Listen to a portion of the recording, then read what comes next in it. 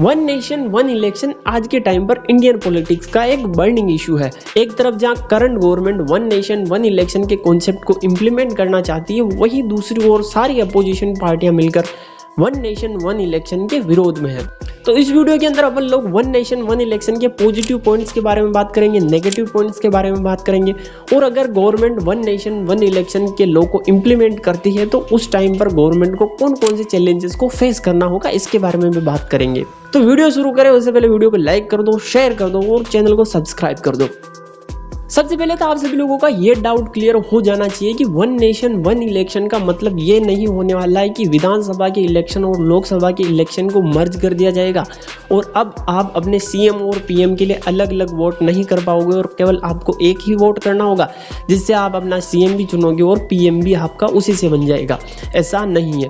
तो one nation one election का मतलब ये है कि पहले जो विधानसभा और लोकसभा के जो अलग अलग इलेक्शन होते थे उनको एक फिक्स टाइम पीरियड के अंदर कराना, यानी कि पहले लोकसभा और विधानसभा के लिए अलग अलग कोड ऑफ कंडक्ट लागू होता था, यानी कि आचार संहिता लगती थी।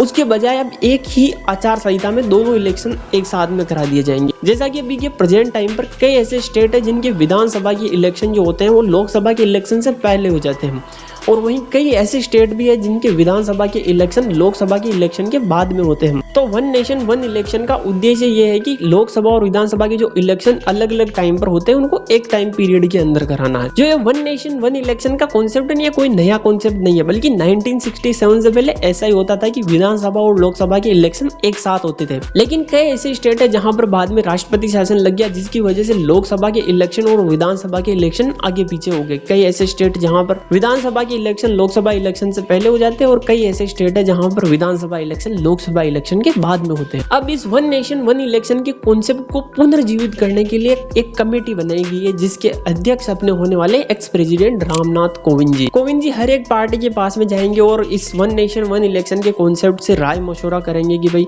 इसको इम्प्लीमेंट कराना चाहिए या नहीं कराना चाहिए, या फिर ये कहूँ कि इसके फायदे गिनाने वाले हैं वो उनको जाकर।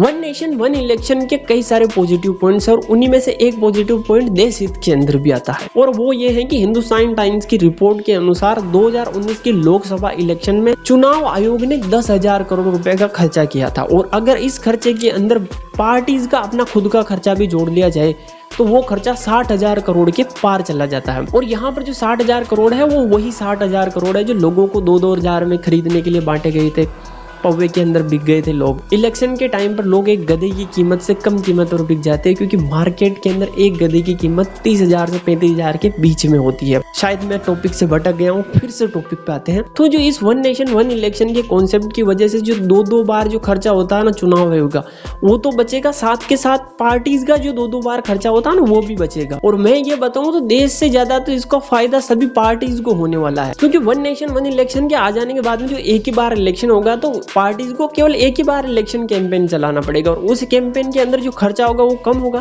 क्योंकि एमएलए के लिए फिर अलग खर्चा करना पड़ता है, एमपी के लिए अलग खर्चा करना पड़ता है। अगर दोनों के चुनाव एक ही टाइम पीरियड के अंदर होने लग गए तो एक ही कैंपेन करना पड़ेगा और उसके अंदर खर्चा होगा जो हो जाएगा। अब कुछ लोग ये मानते हैं कि ये जो खर्चा होने वाला वो ज्यादा बढ़ने वाला है, लेकिन देखा जाए तो वो खर्चा कम ही होगा, क्योंकि अगर अपन विधानसभा और लोकसभा के खर्चे को अलग अलग करके देखें तो इस बार एक इलेक्शन के अंदर जो खर्चा होगा वो तो ज्यादा होगा, लेकिन विधानसभा और लोकसभा के इलेक्शन के दोनों के खर्चों को एक साथ जोड़ दिया जाए तो वन नेशन वन इलेक्शन के टाइम पर जो खर्चा होगा वो कम होने वाला है। इससे एक और फायदा आम नागरिक को ये होता है कि पहले कोड ऑफ कंडक्ट 2 बार लगता था 5 साल के अंदर, उसकी वजह से लोगों को कई सारी असुविधाएं होती थी, वो असुविधाएं अब केवल लोगों को एक बार ही झेलनी पड़ेगी। फॉर एग्जाम्पल अपन लोग देखें तो कोड ऑफ कंडक्ट के टाइम पर किसी प्रकार की गवर्नमेंट वैकेंसी नहीं निकलती है। अब वन नेशन वन इलेक्शन के नेगेटिव पॉइंट्स के बारे में बात करें तो सबसे बड़ा नेगेटिव पॉइंट ये आ जाता है कि वन नेशन वन इलेक्शन के टाइम पर जो इलेक्शन होंगे वो सेंटर फोकस्ड होंगे, जिसकी वजह से जो मेजर इशू होते हैं, जो सेंटर लेवल के इशू होते हैं, उन पर ज्यादा ध्यान दिया जाएगा। किसी स्टेट के पर्टिकुलर इश्यूज होंगे उनके ऊपर इतना ज्यादा खासा ध्यान नहीं दिया जाएगा। और इसी के साथ में जो इलेक्शन है ना वो बड़ी बड़ी पार्टियों का गेम बन जाएगा। इसके टाइम पर नई नई पार्टियां निकल कर नहीं आएगी, क्योंकि कहीं ना कहीं इन बड़ी पार्टियों जो कैंपेन होंगे वो छोटी छोटी नई उभरती पार्टियों को दबा देंगे बिल्कुल पूरे तरीके से। लेकिन विपक्ष का वन नेशन वन इलेक्शन का विरोध करने का सबसे बड़ा रीजन कुछ और ही है। उनका ये मानना है कि वन नेशन वन इलेक्शन की वजह से बीजेपी को काफी ज्यादा फायदा होने वाला है। भारत के अंदर कई ऐसे राज्य हैं जहाँ के लोग अपने स्टेट के अंदर तो बीजेपी की गवर्नमेंट नहीं चाहते, लेकिन वो सेंटर के अंदर बीजेपी की गवर्नमेंट ही चाहते हैं। एग्जाम्पल के लिए अपन देखना चाहे तो राजस्थान देख लो। राजस्थान के अंदर 2019 के जो इलेक्शन हुए थे उसके अंदर ये स्लोगन लगे थे कि वसुंधरा तेरी खैर नहीं, मोदी तुझसे बेर नहीं। यानी कि उनको स्टेट के अंदर बीजेपी की गवर्नमेंट नहीं चाहिए थी, लेकिन सेंटर के अंदर बीजेपी की गवर्नमेंट ही चाहिए थी। और विपक्ष की ये चिंता है कि अगर दोनों इलेक्शन को एक साथ में करा दिया जाएगा तो इसका फायदा स्टेट गवर्नमेंट को काफी ज्यादा मिलेगा।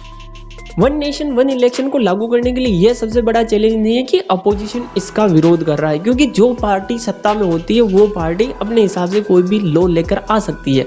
फॉर एग्जाम्पल आप 1986 के अंदर राजीव गांधी द्वारा लाया गया मुस्लिम वुमेन प्रोटेक्शन एक्ट देख लो। उस एक्ट का सभी मुस्लिम महिलाओं ने विरोध किया था, साथ के साथ अपोजिशन पार्टी ने भी काफी ज्यादा विरोध किया था, लेकिन फिर भी वो लॉ इम्प्लीमेंट हुआ। ये कोई बड़ी बात नहीं है कि अपोजिशन इस लॉ का विरोध कर रही है, बड़ी बात कुछ और ही है। दरअसल मैटर ये है कि सरकार अगर वन नेशन वन इलेक्शन को इम्प्लीमेंट करना चाहती है तो उनको कई सारे फेर बदल करने पड़ेंगे, क्योंकि अभी कई राज्यों के विधानसभा इलेक्शन 2024 से पहले होने वाले, यानी कि 2023 के अंदर हो जाएंगे, और कई सारे राज्यों के इलेक्शन 2024 की लोकसभा इलेक्शन के बाद में होने वाले हैं। अब अगर वन नेशन वन इलेक्शन को लाना है तो इन सारे इलेक्शनों को एक साथ करवाना होगा। 2023 के अंदर जो इलेक्शन होंगे उनको भी 24 में शिफ्ट करना होगा, और 2024 के बाद में जो इलेक्शन होने वाले हैं उनको भी 24 में शिफ्ट करना होगा। इनमें से एक सिचुएशन के अंदर सरकार के कार्यकाल को कम करना पड़ेगा तो दूसरी सिचुएशन के अंदर सरकार के कार्यकाल को बढ़ाना होगा, और इसके लिए कई सारे संविधान संशोधन करने पड़ेंगे। और मान लो इन फ्यूचर किसी स्टेट ने अपना बहुमत खो दिया तो वहां पर फिर से इलेक्शन होंगे, और जो नए इलेक्शन होने वाले हैं वो इलेक्शन कितने टाइम पीरियड के लिए होंगे, या फिर वहां पर राष्ट्रपति शासन लगा दिया जाएगा, क्या होने वाला इसके बारे में कुछ भी क्लियर नहीं है। फिर दूसरा है कि मान लो कि किसी स्टेट ने अपना बहुमत नहीं खोया और बल्कि सेंट्रल गवर्नमेंट ने अपना बहुमत खो दिया, तो उस कंडीशन के अंदर क्या स्टेट के भी सारे इलेक्शन फिर से होंगे, या फिर उस टाइम पर कुछ और जुगाड़ लगाया जाएगा। तो अब वन नेशन वन इलेक्शन को लेकर आप सभी के क्या ओपिनियन है वो कमेंट कर दो। मिलते हैं अगली वीडियो के अंदर। जय हिंद।